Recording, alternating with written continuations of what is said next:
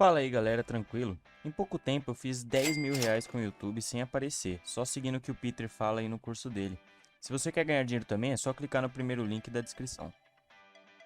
Claro, vamos lá. Mas antes da gente entrar, eu queria tirar duas dúvidas com você. Pois não. Eu vi lá que você produz bastante conteúdo sobre sono, sobre insônia também. E eu queria saber como lidar com não conseguir dormir. O que causa uma pessoa ter a insônia? O que é a insônia? Se ela é uma doença mesmo ou ela é só, né? Às vezes a pessoa não consegue dormir. Insônia, por incrível que pareça, é um transtorno mental. Ele é classificado lá, né? Um transtorno de insônia. Né? Então ele é um quadro psiquiátrico. Mas assim, o que quer dizer isso? Né? Insônia é basicamente, a definição é uma insatisfação com a quantidade ou qualidade de sono. Na prática é assim, ó. Se você deita na cama, demora mais do que 30 minutos brigando com o travesseiro para pegar no sono, ou se você dorme e acorda no meio da noite, demora mais do que 30 minutos para voltar, ou acorda antes do horário programado, mais do que 30 minutos. Então, de qualquer forma, você fica na cama brigando contra o travesseiro para começar ou manter o sono por mais do que 30 minutos, ou você tem a sensação de acordar cansado, de ficar sonolento, sem disposição durante o seu dia, e isso está durando mais do que... Isso acontece mais do que 3 vezes por semana. Então, dificuldade para pegar no sono, dificuldade para manter o sono não reparador.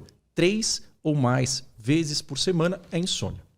É insônia, isso é o diagnóstico, né? Claro que tem que, obviamente...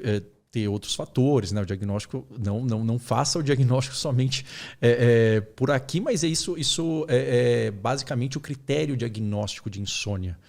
E a insônia, para você fazer o diagnóstico, ele é clínico. Você não precisa do exame que normalmente se pede e tem utilidade, que é a polissonografia, que é aquele exame que você vai lá no centro, monitorizado, dorme lá, eles vão medindo as coisas. Lá, a qualidade do sono que você teve lá não quer dizer nada sobre a sua insônia, porque ninguém vai ter uma noite super legal sendo, né, com um monte de cabos, sendo, enfim, monitorizado. Não. Né? A polissonografia ela é importante para diagnosticar a apneia do sono, narcolepsia, pode ajudar na síndrome de pernas inquietas, que são outros quadros. A insônia é essa dificuldade em iniciar ou manter o sono ou acordar constantemente com a sensação de que você não dormiu nada, passou um caminhão em cima de você. E isso, claro, dá sonolência, dá falta de concentração, dá irritabilidade. E se isso está acontecendo mais do que 3 vezes por semana, é insônia. Agora, todo mundo pode ter insônia frente a um evento estressante. Então, começou a pandemia, você teve uma mudança de emprego, você teve um término de relacionamento, ou você se mudou junto com a sua esposa ali, é uma mudança. Enfim, qualquer mudança pode gerar isso. Né? Então, se você tem esse quadro e isso está durando um mês, você deve, aliás, tratar com técnicas de higiene de sono, que são essas que você vê por aí, e celular, café. Como que é a higiene do sono? Higiene do sono são bons hábitos para não estragar o seu sono. Basicamente isso. De uma forma simples, isso você acha em qualquer site, qualquer lugar, é isso, né? Normalmente que o pessoal orienta e não está errado, não. Seria mais ou menos igual a higiene bucal. Escove o dente. Então, a ideia seria evitar luminosidade cerca de 90 ou 60 minutos antes do horário de dormir, você evitar coisas estimulantes no período da tarde. Então, por exemplo, cafeína, tentar dar um horário de pelo menos 6 horas antes do horário que você vai dormir para tomar a última dose de café. Não evitar fazer atividade física intensa logo antes de dormir. Atividade física é ótima, excelente. Algumas pessoas não vão ter problema nenhum, mas uma parte das pessoas vai ficar muito agitada e demorar um tempo para relaxar. A questão de deixar o quarto fresco, com uma temperatura amena, isso ajuda. A questão do celular, né? Quanto mais você consegue evitar pelo menos 1 hora antes. Você poder tomar um banho morno, mais um banho morno e depois ir para um ambiente frio, isso tende a ajudar. São coisas que são boas práticas, né, de sono. E isso claro, tem várias, né, por aí. Normalmente todas elas estão corretas e isso é importante. E se é um quadro agudo, menos do que um mês, A ideia é que isso possivelmente vai te ajudar. Agora, se a insônia está durando mais do que 3 meses, a gente chama de um transtorno de insônia crônico. Por quê? Porque a gente dá nomes muito ruins, né? Seria bom ter um nome bom, mas o nome, na verdade, o que importa porque com isso a gente vai mudar o tratamento. No fundo é isso que importa, né?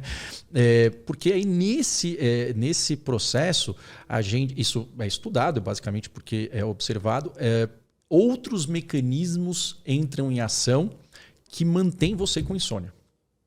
Então, mesmo depois de um momento estressante, mas se isso se torna, né, ali uma questão frequente, 3 vezes por semana, por mais do que 3 meses, é como se a insônia se torna um hábito. E aí ela tende a se perpetuar mesmo que o evento estressante esteja passado. E isso é importante porque fala, mas eu estou ansioso. Tá? Mas agora eu já não estou mais tão ansioso, mas eu não sei o que está acontecendo. Eu acordo de madrugada, às 3 da manhã, às 4 horas da manhã, não pego no sono. Mas o que acontece? Sim, porque o sono ele não é regulado só pelo estresse, né? E, bom, enfim, isso de uma forma bastante simples, isso tem no meu canal, mas isso é algo assim, bastante consensual. Que são basicamente ali 4 mecanismos que regulam o sono, né? O primeiro é o alerta mental. Então, a mente muito agitada à noite, ela vai fazer com que seja mais difícil você dormir. Você tem que estar com a mente calma. Então, a ansiedade ela aumenta o alerta mental. Não só a ansiedade. Você ficar olhando a tela do celular, fazendo planilha, trabalhando, discutindo. Logo antes de dormir, qualquer atividade mental intensa, ela vai fazer com que você demore mais para desligar. Então, a nossa mente ela não é um interruptor. Ela é uma coisa que vai devagarinho assim. Então, esse hiperalerta é um dos fatores que regula. Mas tem outros. Tem um outro que chama apetite de sono ou pressão de sono, que é basicamente o quanto tempo você está acordado. Quanto mais tempo acordado, tem uma substância chamada adenosina que ela vai se acumulando. Quanto mais tempo acordado, mais acumula essa substância, até que chega uma hora que você dorme. Então, tem essa pressão de sono, que é o tempo que você está acordado. Tem um outro fator que é o relógio biológico, ou o ritmo circadiano, que vai falar quando você tem que dormir e quando que você tem que estar alerta. E isso é regulado, um dos marcadores é a melatonina. A melatonina ela é um regulador do relógio biológico, ela não é um hormônio para sono, uma substância para sono. Ela vai dizer quando você tem que dormir. E ela é regulada, né? O que regula o relógio biológico? De forma muito simples, né? Luz, temperatura e comida. É assim que a gente foi treinado, né? Assim que a gente foi basicamente evoluiu, né, para ter isso. Então, assim, o que fala? Olha, hora de dormir. Escuro. Escuro aonde? Escuro na retina. Então, tem escuridão na retina, isso vai fazer com que haja uma liberação ali de melatonina e vai dar o sono. Por isso que hoje em dia a gente vai ter que se remoldar, porque a gente tem muita luz à noite. E toda a luz... até TV, tudo isso. Toda a luz. Celular. Toda a luz. Principalmente a luz da frequência lá, da luz azul, né? Essa é a mais supressora de melatonina. Então, você colocar um filtro de luz azul ajuda. Mas, é claro, é melhor não ter, porque tem as outras frequências de luz também. Então, todo celular tem, né? Eu acredito, né? Aquele negócio de modo noturno, né? Que fica meio amarelado, meio laranja a tela. É um filtro de luz azul. Tem o óculos também, que o pessoal coloca. Tem tela na TV de luz azul no computador. É bacana? É uma proteção a mais, mas assim, você ficar ali, né, olhando, mesmo que seja com filtro de luz azul, aquilo vai dificultar você a ter o horário para dormir. Então, a ideia é que isso da luminosidade, mas é aí que a gente foca muito na luz à noite. É importante isso. E é difícil. Isso é uma das coisas que faz com que o nosso sono seja bagunçado. Porque é um ambiente não natural, mas vamos ver o que a gente consegue. Agora, também você tem um horário de luz durante o dia. Por quê? Porque a luz do sol, né, que é uma luz que é uma luz de 10 mil lux. Lux, isso é uma intensidade de luz. A luz de 10 mil lux, ela faz com que a melatonina vá embora e uma parte dela é convertida em serotonina, uma parte em dopamina. Então, existem esses dois mecanismos. Então, eu digo que o primeiro passo, se você está com dificuldade de tirar o celular, é você ter um horário só para acordar. Sempre. Independentemente do horário que você foi dormir. E isso é um erro que muita gente comete, que é o quê? Compensar no fim de semana, sair à noite no fim de semana, aí vou dormir até tarde. E aí você está bagunçando de vez. Porque você não vai compensar numa noite, várias noites que você está dormindo mal. Não tem como, você não consegue. E você provavelmente vai desajustar o relógio biológico, você vai diminuir a adenosina e você vai ter uma insônia no domingo à noite. E aí vai começar de novo. Então, ter um horário para acordar parece que é uma coisa, mas hoje eu posso dormir até tarde. Não é uma boa ideia. E você vai acordar mais cansado, provavelmente. Por quê? Porque você recebeu menos luz do sol, você não estava ali naquele sol da manhã, não teve essa produção, então não vai ser bom. Na verdade, então, assim, é uma enganação isso. Então, resumindo, a gente falou de 3 fatores, né? A questão é o alerta mental, a mente não pode estar muito ligada. A questão do apetite de sono, você tem que estar muito tempo acordado para ter adenosina. Você tem que ter um relógio biológico, então, que vai à luz. A temperatura, no sentido de que é legal ter uma temperatura ali de uns 21 graus, 23 graus. Isso é o mais estudado, né? Claro, se tiver ar-condicionado, sim, melhor, né? O ambiente ele não pode estar muito quente. Temperaturas quentes tiram o sono. É basicamente isso, uma questão biológica. No meio do dia, a nossa temperatura tende a cair. A gente tem sono, às vezes, no meio do dia normal, né? Tem a ver com a alimentação também. Se a gente está muito tempo em jejum, no começo dá uma ligada, depois a gente vai ficar meio assim, né? Então, a ideia da alimentação, sem nada muito mágico, né? Sem também fazer dietas incríveis, mas tentar evitar você comer alimentos que tenham carboidrato simples, farinha branca e massa. Ou muita gordura, 1h30 antes de dormir, pelo menos. Então a ideia é que você coloque, mas também não fique em jejum. Por quê? Porque você fica em jejum, você vai ficar depois 8, 7 horas em jejum. Você vai dormir. O que pode acontecer? Pode acontecer de você ter uma hipoglicemia de madrugada.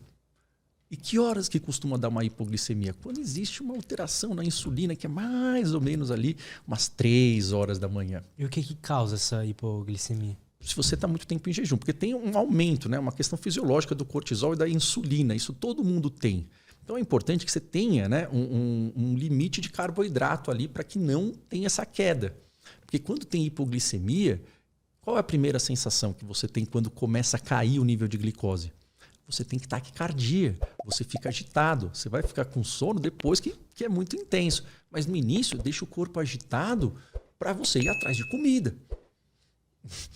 Então, isso é um dos motivos, não é só isso. Isso é o motivo inicial daquele horário lá que o pessoal fala, horário do diabo, né? Que é 3, 4 da manhã. É porque tem essa oscilação. Quem é diabético e usa isso... Desculpa, tranquilo. E usa insulina, canetinha, às vezes tem uma queda maior. Enfim, os endócrinos eles estudam isso. Mas isso é uma das explicações pela qual, assim, ficar muito tempo em jejum não é bom, mas também você comer uma refeição muito pesada, você vai ficar muito alerta. Então, o ideal é comer, por exemplo, um iogurte com uma torrada integral, se você puder. Ou uma fruta com uma proteína. Né? Você misturar uma proteína com, enfim, uma fruta, uma torrada, a proteína ela dá uma segurada. Isso, em geral, é uma coisa que ajuda.